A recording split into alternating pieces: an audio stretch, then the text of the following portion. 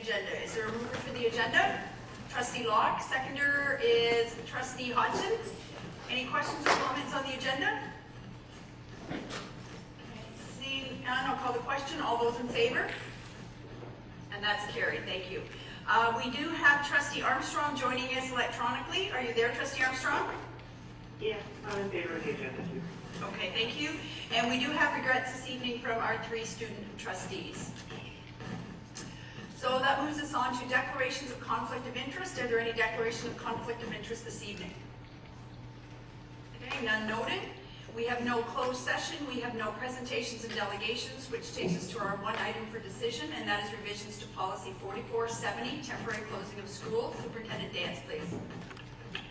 Thank you. Through you, Chair Lloyd, before trustees tonight is the policy number 4470, temporary closing of schools. This is part of the regular cycle of policy reviews that we're doing. As trustees can see through the versions in front of you, there are very few changes inside this policy. This is a situation when, for example, facilities issues or other issues arise that we may have to close the school during the day. It could be a weather issue as well, transportation. But these happen very infrequently, but they also provide for the staff to know exactly what to do in those circumstances, and also so that school communities will be prepared if these situations take place. I'm happy to answer any questions. Are there any questions for Superintendent Dance, please?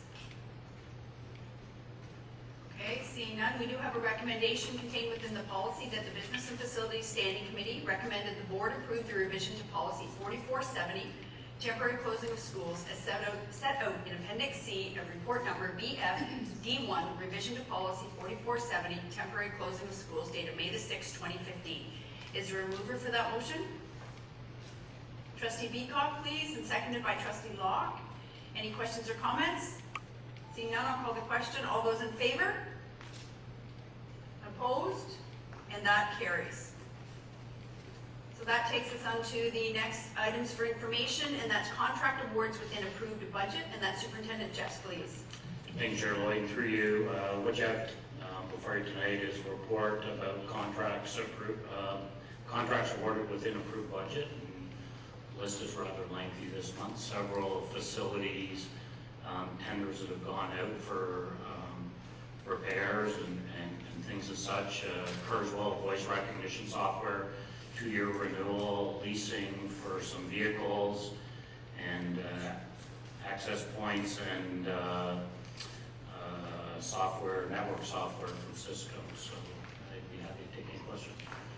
Okay, there are questions for trustees with respect to this. There's a lengthy list of contracts. Trustee Beacock, please.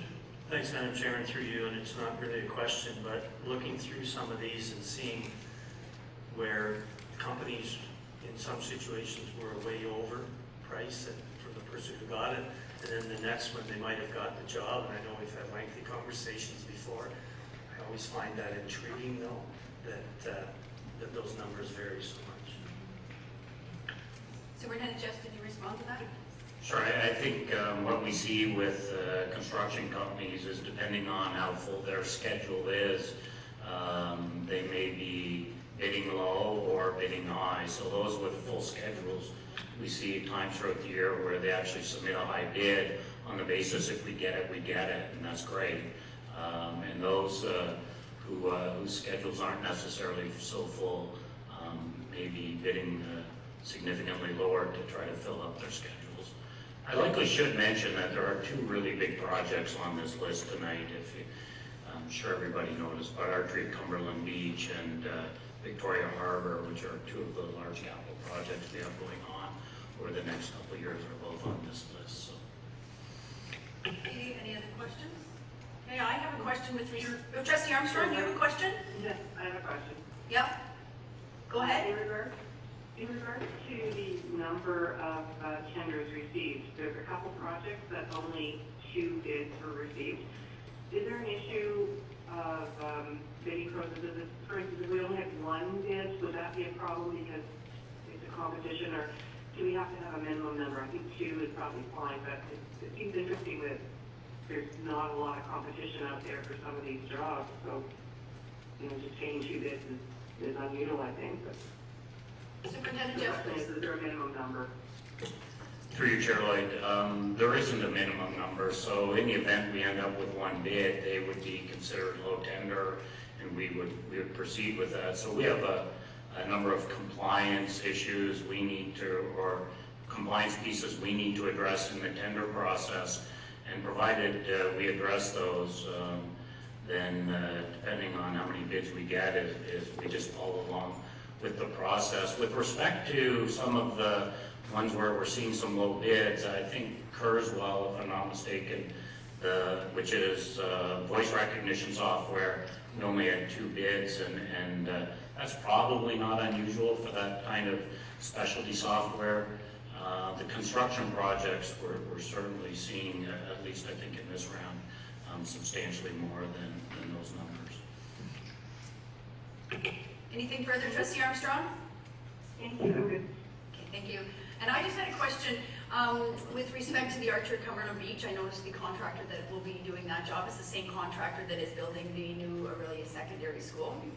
And so they will be, I understand, probably both be going on at the same time. So when did the approximate start date for that, and when do we anticipate it being finished?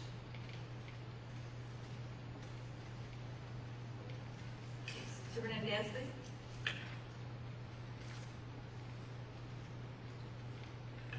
Thank you, and through you, Chair Lloyd, the start date should be with the awarded tender. We should start up immediately.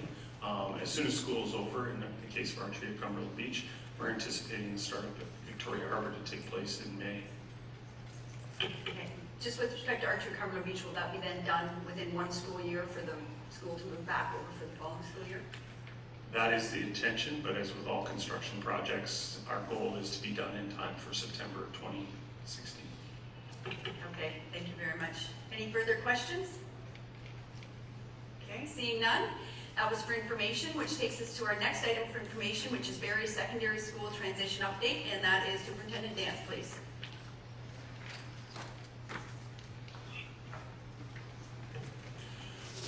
Thank you, and through you, Chair Lloyd, before trustees tonight is an update with regard to Barrie Secondary School's transition. As was mentioned, and trustees who were at the area attendance reviews, and certainly our intention throughout a process such as the one that's going to take place in Barrie is to inform trustees and the public as to our timelines. With regard to Barrie Secondary School's transition, we are looking towards the end of 2016, which is when Barrie Central Collegiate will close. That brings into question the transition of the students who have been at Barrie Central. So this report outlines what the process is that we're looking at right now. We've been very pleased with the process and progress that we've been able to make on the Barrie Central, or the South Barrie School.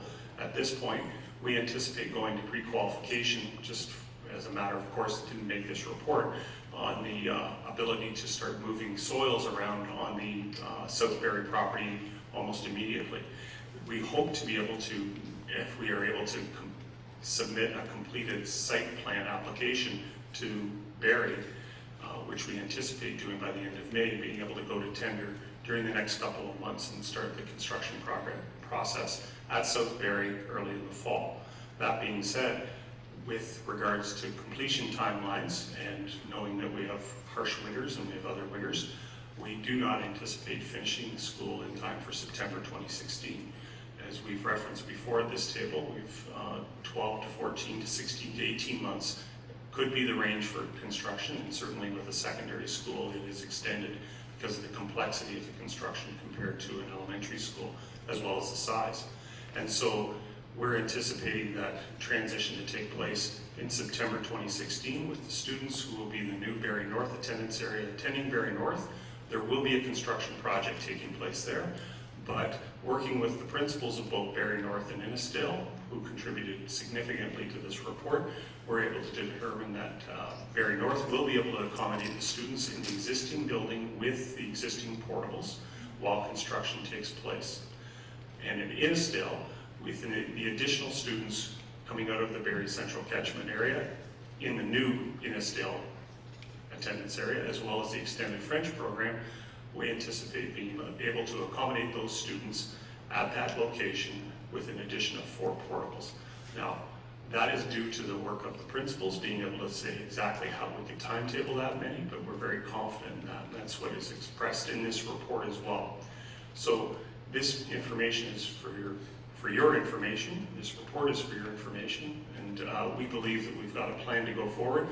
With regard to the South Barrie School, it will be created as a school within a school. It will still be able to avail itself of all the programs of a secondary school, and it will be able to have its own common lunch inside Innisdale School, Innisdale Secondary School, and start up its sports teams and other activities that are what we expect of a secondary school in our county. And that being said, as soon as the new school is available, we will be moving over. With that also in mind, just for convenience for people, is that we will be setting up the same start and end time of the school day for those 2 schools at the same time. There will be an adjustment in transportation, just as far as the students that are going to be able to have to be bused to South Barrie Secondary School. But South Barrie is a school population that will be, for the most part, walkers, because the attendance areas of the 3 schools which will be sending students, at least at this point in time, through the attendance area review, Algonquin Ridge, Hyde Park, and Hewitt's Creek are well within the 3.2 walk zone for the new school site. We anticipate that, as was mentioned earlier with construction, we can never make definitive promises, but we do, hopefully everyone recognizes that the timelines that we've been able to start to attach to this are much closer than what was anticipated by a lot of people in the last several months. Anyway, I'm happy to answer any questions about this report. Okay, thank you, Superintendent Dans. Any questions at this point in time? Oh, Trustee Beacott, please. And then Trustee Armstrong. Thanks, Madam Chair, and through you to Superintendent Dans. I'm just looking at the projects for Innisdale Secondary School that are on the report, and a couple of things. The first one is new facade. My assumption is that we have some challenges with bricks on the front of the building or something. Is that what that's about? Through the chair, that's correct. There's some brickwork to be done. It's a considerable project that will impact that school, at least for the summertime, to the extent that we're moving the summer school program out of Innisdale, and as referenced in the report, moving to Bear Creek for this year and hopefully the following year. Follow-up, Trustee Beacott, please. Thanks, Madam Chair. So the second one is about the energy efficiencies and insulation, etc. I'm assuming that will be coming from the grants that we get from the ministry for these efficiencies. Thank you, and through you, Chair Lloyd, to Trustee Beacott. These projects are part of our annual renewal budget previously approved, so they're part of the regular scope of work that we are anticipating doing at Innisdale. It's not related to additional students, but it's one that we would do and has been approved through the budget process last year in the interest of meeting with the needs of Innisdale Secondary School. Innisdale opened in approximately 1983, and it's a 30-year-old building, and so it goes through these same needs that we have in a lot of our buildings. But it is one that, with the population that it's had, it's continuing to hold up well. Thank you, and Trustee Armstrong, please. Thanks, Chair Lloyd. My question to Superintendent Dan. The report, in the very beginning, you mentioned from Barrie Central in June of 2016. But I just want to clarify, and I know it's not part of the report, but I just want to, because, there might be questions about this, but why would it be better to go forward with a plan like this, even hypothetically, as opposed to keeping the students in Barrie Central until January, until the semester change? So just a little bit of if you give us a little bit of the reasoning behind that.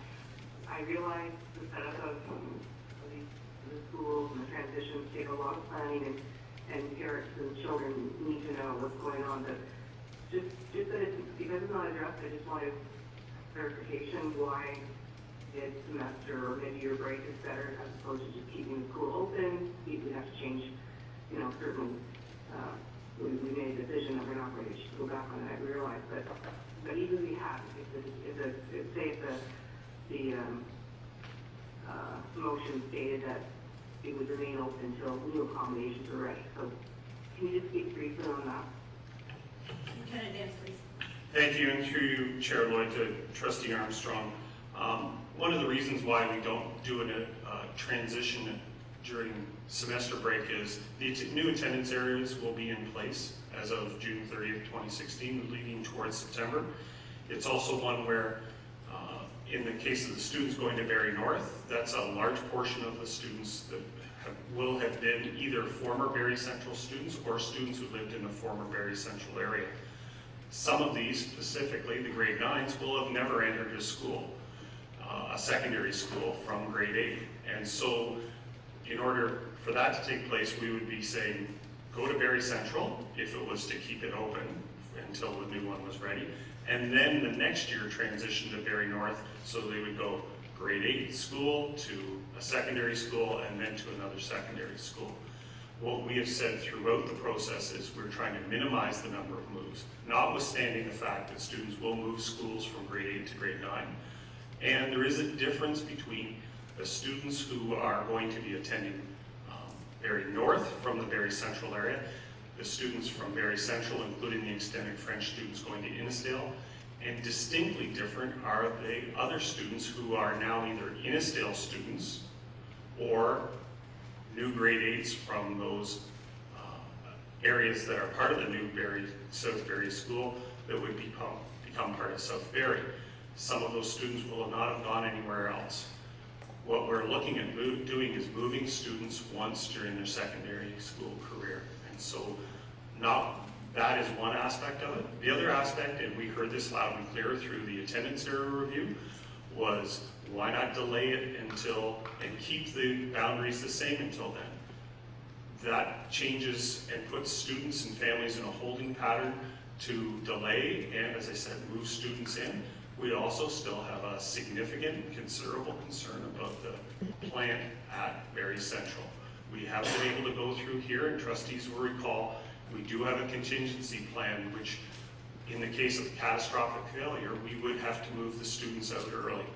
To extend it another year does extend costs, but it also changes the nature of how we set up our buildings, and we would be delaying that move for those students by another year. To go in between semesters may sound like it is an easy move when you're talking about a comprehensive group, and that's what we're looking at with the South Barrie students moving to South Barrie. They would move in their classes virtually with their peers that are South Barrie students. That would not be the case if we stayed in our attendance areas and stayed back in the regular schools, and that would be a split midway through the year. One of the other elements that we're very careful about is making sure that we have a full program available for students. And that full program is critically important for grade 11s and 12s, especially as they move towards graduation. Again, at the attendance area review I heard, but we also feel strongly that we need to make sure that the students have the full range of program. If it's an extended French group, for example, moving on into another school, they need to know that they're able to take the courses that will lead towards graduation, and that's what we're committed to doing. We believe this is, although it makes one school a little bit large for the short term, it will also be a situation that the schools will certainly manage well with transition, and we're prepared for it. Thank you. Trustee Clements, please. Trustee Clements, no, one second, Director Wallace wanted to say something. To you, Madam Chair, I just wanted to add, and Superintendent Nance has certainly given all the reasons, but by having a school within a school at Innisdale, what it allows that smaller group of students, those grade 9s and 10s, to do with their group of young people is to do a lot of the work of forming that transition of who they're with. They're in those classrooms together. They can start to think about naming, about all kinds of things that you do with students to get them ready for that new school environment. And so they'll have some of that work to be able to do as a group of young people, so that when the school is ready, then over they can go to the school, but they will have done some of that initial work already. And that really helps to make that transition a lot smoother. And from my own experience from opening Bear Creek, by having those groups in ahead of time, I didn't have a school within a school, but I certainly drew kids out of schools to do that kind of work, so that when they came together, then it was a very strong group of young people. So to me, this gives us an opportunity with that group to do good work with them, but with the other group of young people who are supposed to go to Barrie North, then they can get on with it. They can get to the school that they're going to be part of, the grade 8s coming into grade 9, and start to become part of Barrie North right away. And so that part now starts to happen, and then the other part will happen as soon as the school is ready. And we've had great experience with this firm, this architect, who really was the architect of Bear Creek, so we know that some of that work we have a great deal of confidence in as well. So I just wanted to add that piece to it. Thank you, and back to Trustee Clements. Thank you, through you, Chair, to Superintendent Dance. I guess I'm still missing the piece, because if we change the attendance areas, that's fine. If we have the school within a school, but if we have it at Barrie Central, does that not make more sense to have a more cohesive group as a school entirely? At which point, the only problem would be the boiler situation, but we don't know if that boiler is going to last a year or 2 years or 10 years. Superintendent Dance, please. Through you, Chair Lloyd, to Trustee Clements, that was certainly considered as a possibility, but it also means that we will be taking, and I'll give you the context from the experience we had with King Edward closing. King Edward was closing, and the population in that of Hewitt's Creek was going to be located somewhere. We gave the option to the community to take a look at constituting a school in the former King Edward, which was closed. That created issues as far as relocation of that population, and that was an elementary school. At a secondary school, we believe that, and we have confidence in the fact that the principal at Innisdale has said that we can provide the program we have there in a situation where, for example, if you're a grade 9 student at Innisdale and you're in the South Barrie area, you are moving only to South Barrie. If that situation that you outlined was taking place, that grade 9 student at Innisdale who's in the South Barrie area then would move to another location and then move back to the new school. We also have, as I mentioned, considerable costs in maintaining Barrie Central. We have utilities costs that are in the hundreds of thousands of dollars in a year. We also have considerable workload on the upkeep of it, with hundreds of work orders against it, and comparatively quite a few more than there are against our other schools. So there is a cost, and it's also a question of doing the movement and the upheaval that would take place and maintaining what would in effect be a school that will be 1/3 full if we took the 400 roughly students from South Barrie to Barrie Central. Okay, thank you, and Trustee Aikens, please. Thank you, and through the chair, I have a number of questions pertaining to this report, if that's okay. I just want to say thank you for providing information and reporting as soon as possible. This is to Superintendent Dance. It says that the Innisdale Secondary School's population on site will be approximately 1,850 students. I'm still concerned with the staff and student engagement when a school is over capacity regarding test scores, graduation scores, morale, etc.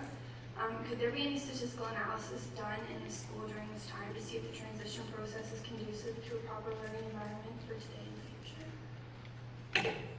Superintendent Dance, please. Thank you, and through you, Chair Lloyd, to Trustee Aikens. That is something that we can certainly take a look at the changes. I can tell you across the whole of the province, there is a project that's starting up with regards to that very aspect at a provincial level, and that would be a very comprehensive report on the impacts of school closures on student populations. Anything we would glean at this point would have to be part, I believe, of a longer term study in order to gather that information, simply because We're talking about a situation where we have students who may be in grade 11 and 12, and being able to move through those situations and what the methodology would be of that. We have not considered doing that at this point.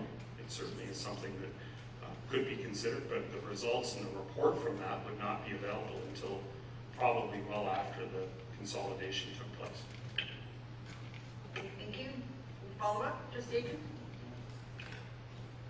Thank you. And through the chair, as well as the report states that Almia establishes 2 schools within one facility, just saying that all students will reside at Innisdale. And you said that the activities will carry on through this transition. How will staffing be incorporated into this? Will there be added staff to accommodate all the students, even if it is for a short term? Superintendent Dance, please. Thank you, and through you, Chair Lloyd, to Trustee Aikens. Staffing levels are determined by the numbers of students. We would have, the group of population that would be South Barrie Secondary School would have its own principal, vice principal, guidance staff, special education staff, clerical staff. It would be a school within a school. And so the services would be there, but our staffing levels are governed by the numbers of students. That is the model that the province has for us. Proportionately, we know that the proportions usually are in favor of the smaller group, but this is also what is intended with the school. Within the school is a school population of roughly 400 students. They will get to know each other very well because, as I mentioned earlier, looking at a common lunch for that group, so they would have their own lunch, and they would also be able to do activities as a group on a continuous basis.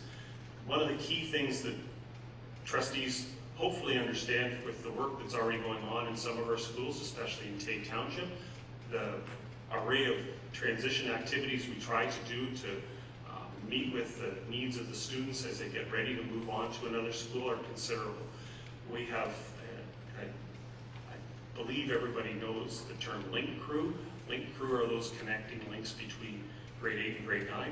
That would be something, and we've already spoken with the principals of the receiving schools in Innisdale and Barrie North about how detailed that kind of transition can take place.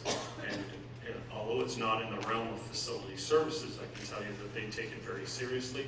And I know that when we've started new schools, such as Nottawasaga Pines, and Superintendent Samus was the principal who started there, considerable effort was taken in making it the best opportunity to create the bounds of those schools and the bonds within that school to be very positive.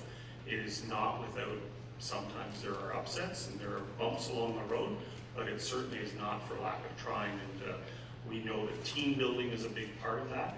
And as Director Wallace mentioned, that is a critical aspect of what our staff work on. Whether it's the creation of a new school culture is a phenomenal opportunity for these students to be part of. It's also a great opportunity for people to be able to go into this situation. And the students going to a new school, my experience is when people see the shovels in the ground, a lot of the misgivings of anybody in the South Barrie population will be how soon, not when, if. One more, and then I'm going to move to the rest of my speakers list.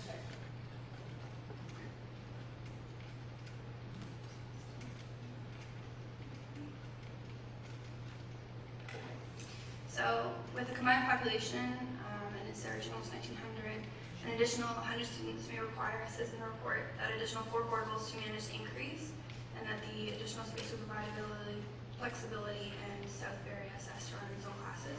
So what is the exact number of portables that are going to be at the site on Innisdale? Superintendent Dance, please. Thank you, and through you, Chair Lloyd, to Trustee Aikens. We anticipate 23 at this point. There are 19 on site. What I have to try to bring across is the fact that when you have a multiple period day, such as Innisdale, there are 5 periods in the day. When you take a classroom space, whether it's inside a building or outside in a portable, that means that space is available to be used for 5 periods. So it's a mathematical function to take a look at how the allocation or the scheduling of those classes takes place. Depends on the mix of the class size. For example, if it's a university level course, the cap is at 33. If it's a locally developed course, the cap is at 16. We need a lot more spaces if we have a lot of classes of 16. That's not the case in a lot of these situations. So it really becomes a situation of scheduling, and what we have had in our board, and hopefully trustees recall in the capital plan, the graph that's right at the very beginning about our the level at which we are using our facilities is very high in the province, 98% in elementary and close to that in secondary, especially after the next year or so. That means we are using our spaces efficiently as much as possible. So when earlier times we talked about how many more portables we would need in a situation like this, that was an academic process that was done by planning and myself. Now we're in a situation where we get the real practitioners, the principals, that are able to say, we can schedule this with this space. And that means gone are the days of a teacher owning their own classroom because they only teach 3 to 4 in a secondary school. That means that classroom is available for the class that needs it at that time, notwithstanding specialty classes.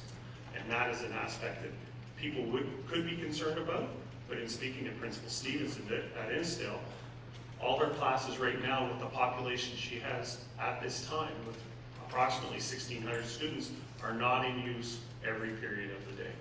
And that's where the others would fit in. And I can only speak from the experience of working with Principal Stevens. When she first arrived in Innisdale and I was the area superintendent, she can schedule with the best of them, and that's what the intention is. And I know that the numbers seem daunting to people who haven't seen them before, but Bear Creek was over 2,200 students before Nottawasaga Pines took place. A large number of portables there. Is it the optimal situation? We tend not to try to get into those situations, but they are situations that take place.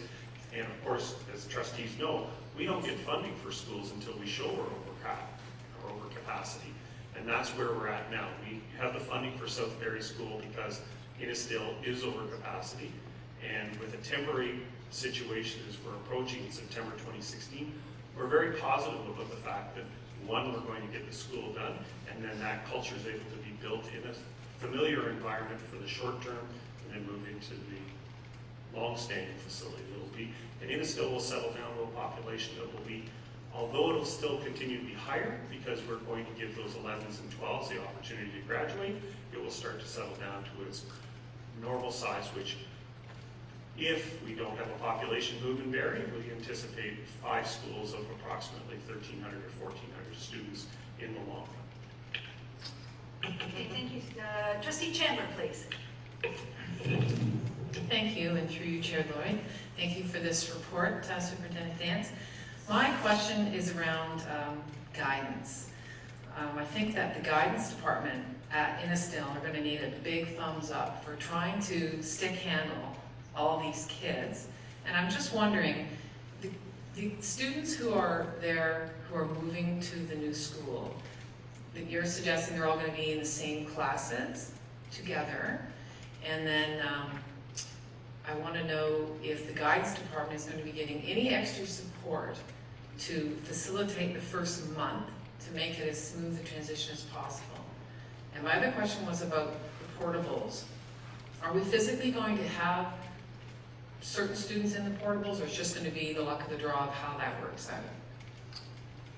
So, but more importantly, I'm interested in just that first 2 weeks and how crazy it can be, and what kind, if we're going to offer any support to that guidance team. Superintendent Dance, please. Thank you. Through you, Chair Lloyd, Trustee Chandler, I would respond to the question about guidance and support, that would be an operational decision that we'll approach as we go towards it. Certainly recognizing that there are going to be challenges in an environment like that. When a principal is appointed to that, that will be something that I am sure will come up as a topic for the Superintendent of Education and admin council to discuss as to how much additional support is required and taking place. As you mentioned, it may only be temporary that's required to get through that large volume, and that's something that could certainly be considered. Temporary, though, with teachers in a lot of situations, we have to be careful to be aware of the collective agreements and not to alter the numbers, and guidance doesn't usually do that, but it was still a cautionary note that we make sure that supports in place are recognized as being temporary, because one of the key elements that we're always looking at is the equity of services across there. The good part, if I could say that about the establishment of the school, is that it will be a school that has a defined staff working not in defined necessarily South Barrie students are all out in portables. The intention from our understanding is the allocation will be a mix of the students and classes change. So for example, maybe Canada World Studies for South Barrie will be in portable 1. I'm just picking a number for the portable. In period 1, Innisdale's grade 11 math may be in portable 1, period 2. So we're not looking at putting everybody into a certain number of portables in a certain place. We may look at a locus of classes together in one area of the building so that there's a bit of a home base. And if anybody's been in Innisdale before, you know there are the opportunities for that in certain areas of the school. So I'm not trying to intrude on the operational expertise of the principal, but that's what has been the preliminary discussion. As far as portables, as you asked, it's not an intention to say that the 10 portables are only going to be used by the South Barrie students.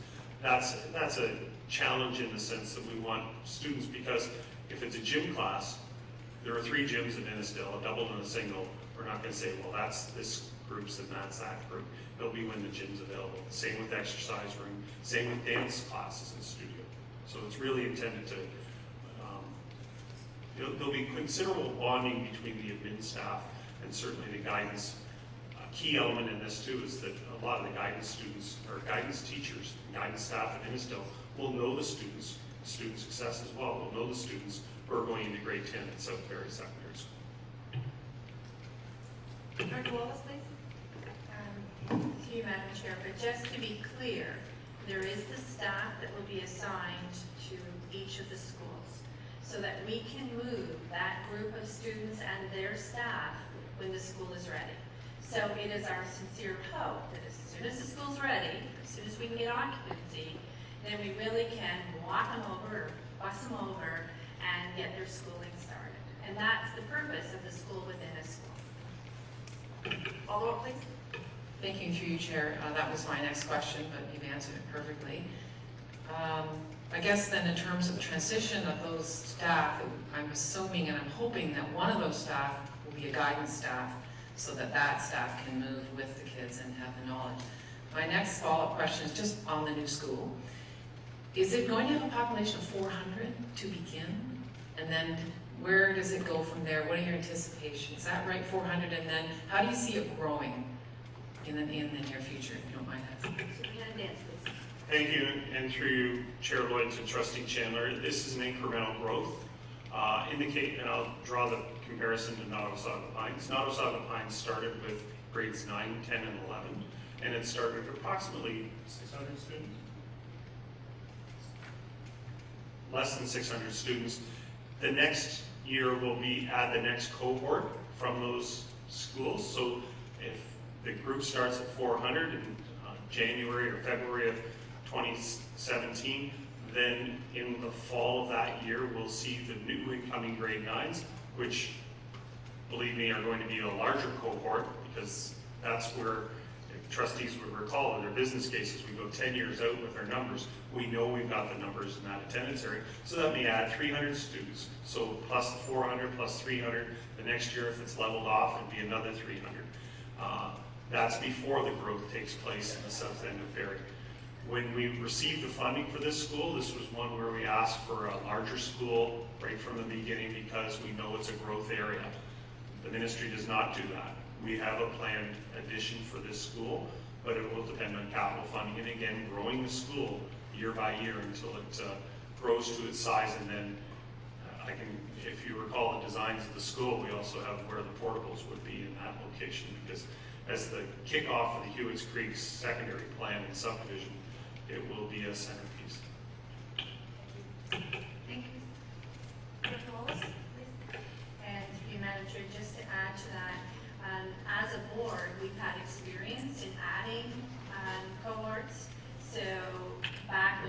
Shores was open, when Bear Creek was open.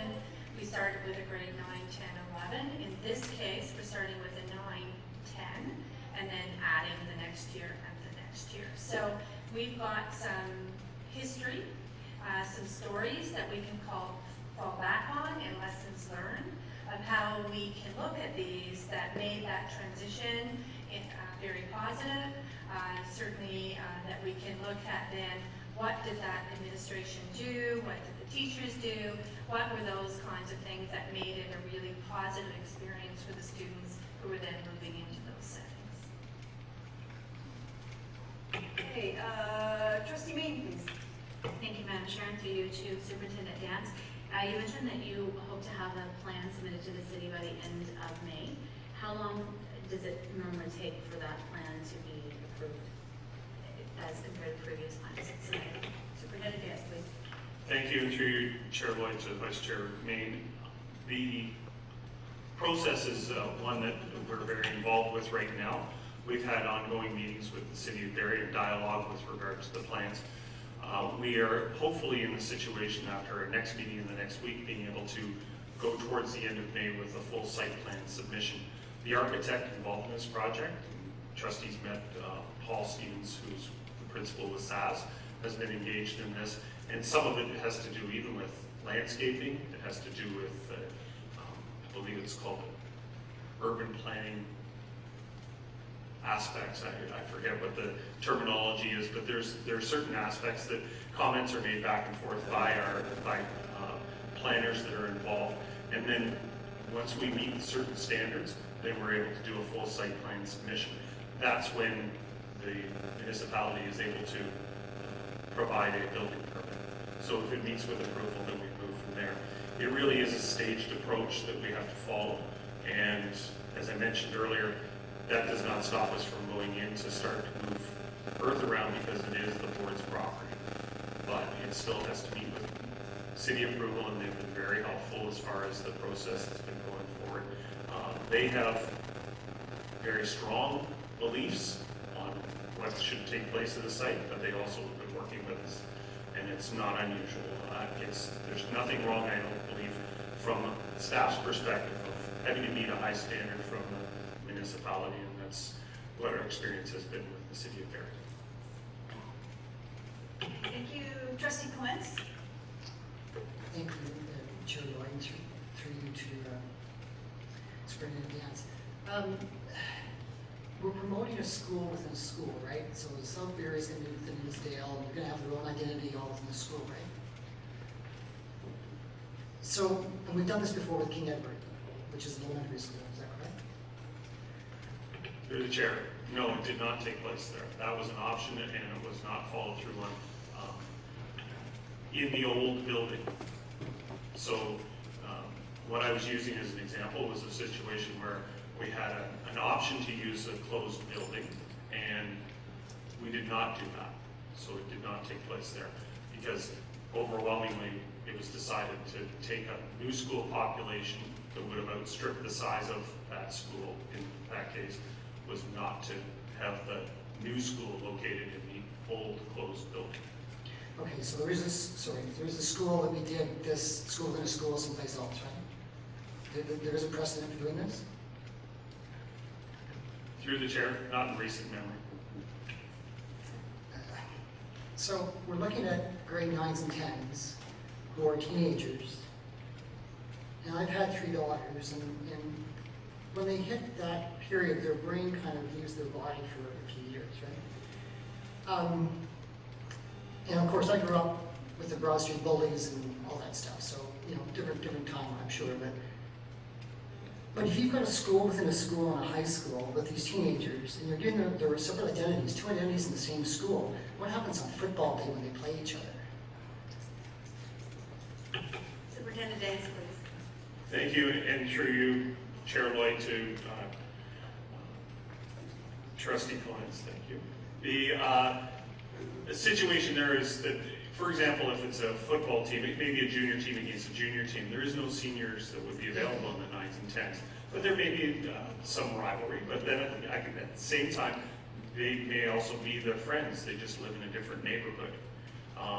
And that would be, for the grade 10s, for example, they would be the same students. This is something that we will have two staffs. It won't be as though there's part staff and another staff. There will be a school staff.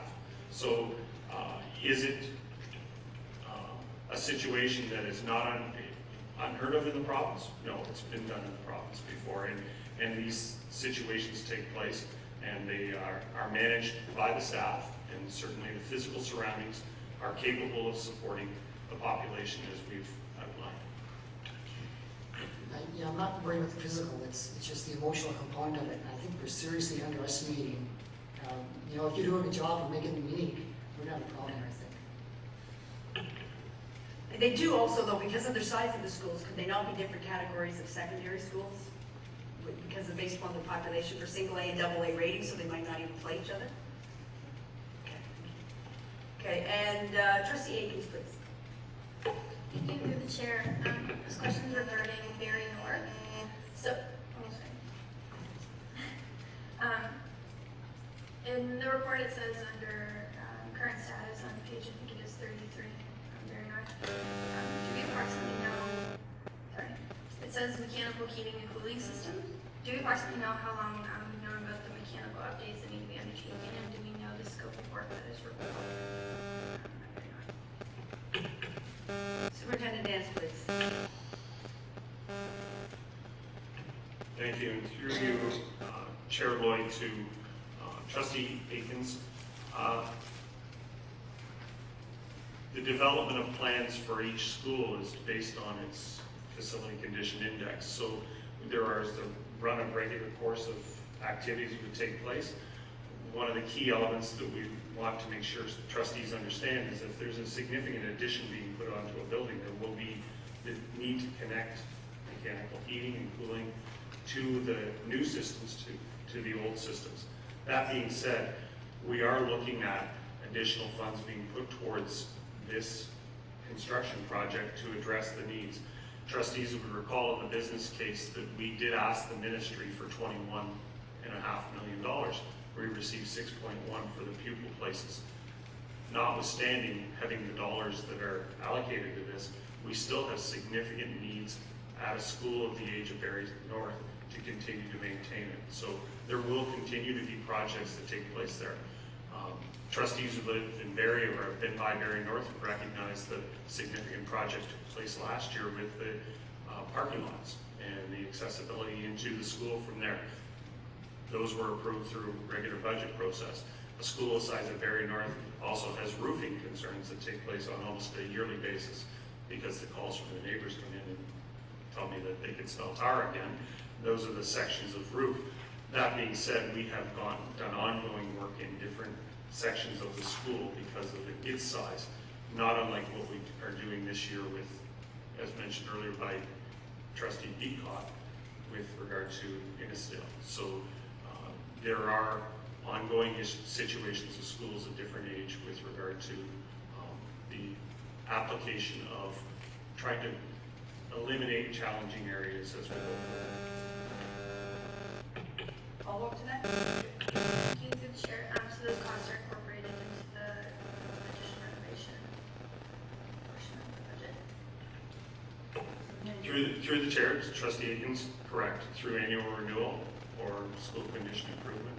And I believe trustees looked at the budget from last, that was tentatively approved last week or recommended, that there is an aspect of that with Barrie North beside it.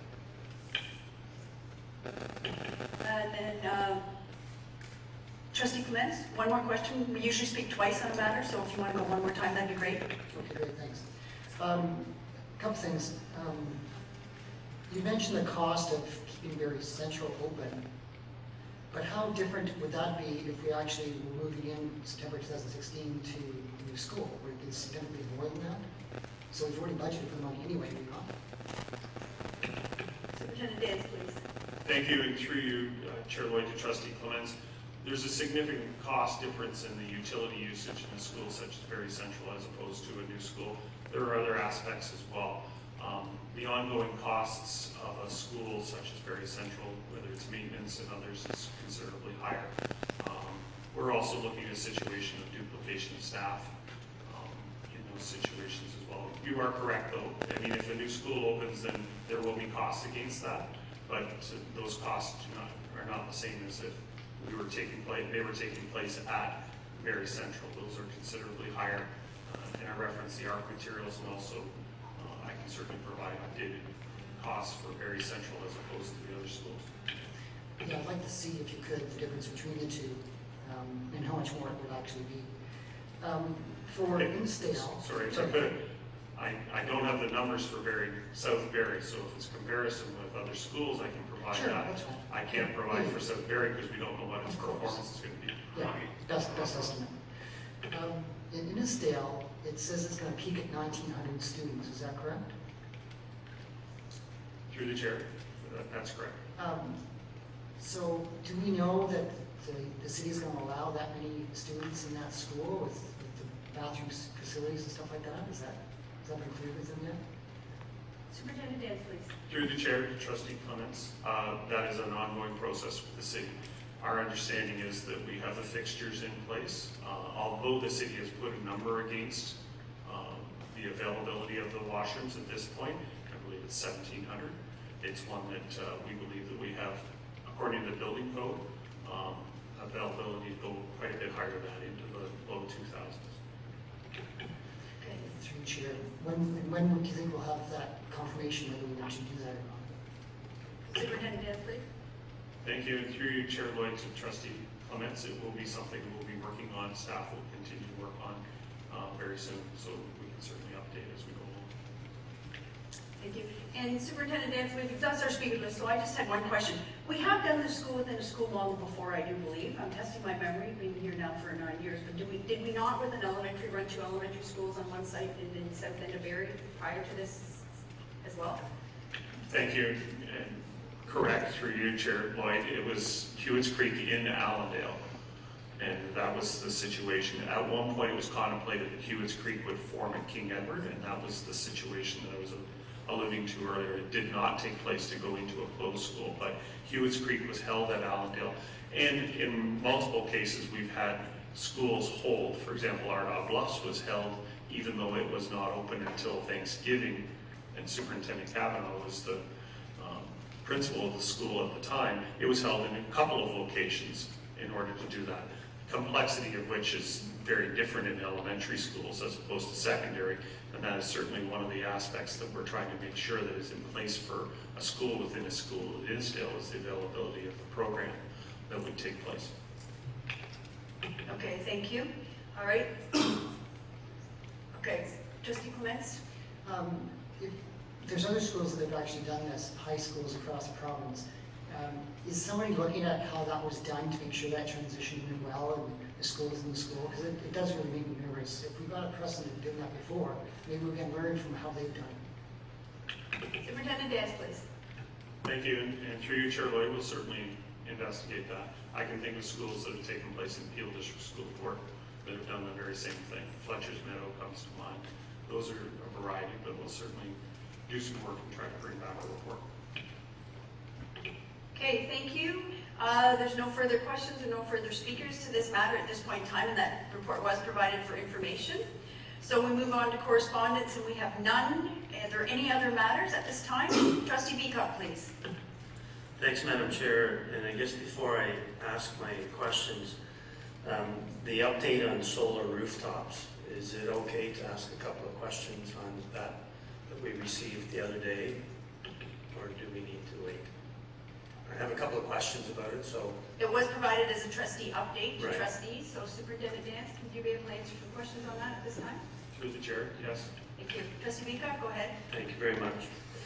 On the list and the updates, there's a number of schools that will not be getting the projects, and I'm just wondering, the first group of them is structural capacity, and I believe I understand that in the fact that the panels will not, or the roof will not support the panels in those cases. The next few, there's 6 of them, is safety and roof clearance. And I'm wondering if you could explain what the safety and roof clearance is actually about. Superintendent Dan, please. Thank you, and through you, Chair Lloyd, to Trustee Beacock. A key component in the establishment of these solar panels is to make sure that they're there for the long term, trustees would recall that this is an agreement with third parties in the development of these, the installation of these. At the same time, we have a responsibility to make sure that the buildings are going to be able to support these. In the case of clearance and safety issues, this is related to health and safety, and our standard is 6 feet from the edge of the roof to anything that could become a hazard. And in this case, the panels that are established through the vendor would infringe on this 6-foot clearance, and that creates what is referred to as clearance and safety issues. So in review, we decided that it would be prudent not to have these panels going up to the edge of a roof side, principally because of the potential for snow load and for other aspects of that area, sort of almost a zone for to be clear of obstacles or encumbrances when we do have maintenance workers up on the roof. So it's intended to not infringe on that sort of 6-foot safety zone. Trustee Peacock? Thank you, Madam Chair, and through you, the last two on the list are contractual, and I'm wondering if you could give me what exactly that means. Superintendent Dance, please. Thank you. And through you, Chair Lloyd, to Trustee Peacock, FIT contractual issues are related to the feed-in tariff process. Both of the schools that were in this grouping that you mentioned, I believe it's Hyde Park and Alliston Union, are brand new schools. And so that even though we would have liked to have had the solar panels on there, they didn't meet with the contractual timelines for the establishment of those panels on that roof. That doesn't mean that we won't be able to apply for a future program. It may be FIT 4.0. Feed-in tariff has gone through 1.0, 2.0, 3.0. Hopefully there will be another opportunity, but we were hoping to, so to speak, get under the wire on this and to be able to use that roof space, but we were not able to meet that. Interestingly, Hyde Park is one of the schools, even though this is in this list, it may not fit under contract. Trustees should note that there are no schools in the City of Barrie that are part of this process with their solar rooftops. Early on, we applied for upwards of 80 roofs to be used for this process, and I believe it was over 40 of the ones that we applied for in the City of Barrie were not approved at all. That is a function of the local utility and what their respective regulations are, but we're very happy with the numbers that we have, but we could certainly continue to grow if we're able to grow into what is in effect the largest roof spaces that we have in the board located in the community of Barrie. One more follow-up, please. Thanks, Madam Chair.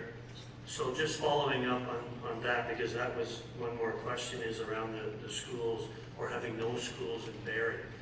So is it the city that signs off or approves us moving forward if we were able to do them in the City of Barrie?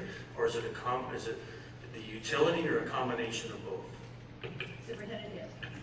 Thank you. And through you, Chair Lloyd, to Trustee Peacock, it is a combination of both. PowerStream is the utility in the City of Barrie, but signing for the development of the solar panels on the rooftops, PowerStream is also a provider in other parts of the county, so it may be a combination of that.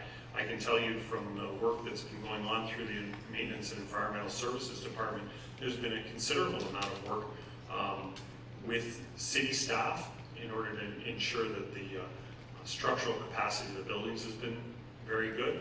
That did not enter into the discussion, that same sort of conversation, simply because of the fact that the solar panels didn't get past the first post, if I can use that term, in certain communities. Barrie was not alone. There was another community that we didn't see any solar panels approved. So I would say, to answer your question, it's both the utility in concert with the local municipality, and it could also have to do with the capacity in the local area in order to take the additional intermittent load that's created through a solar panel. Okay, thank you. Are there any other matters? Okay, are there any notices of motion for the next meeting? Okay, seeing none, a motion to adjourn, please. Trustee Law, seconded by Trustee Hodgkin. All those in favor? Okay, and we are adjourned. Thank you.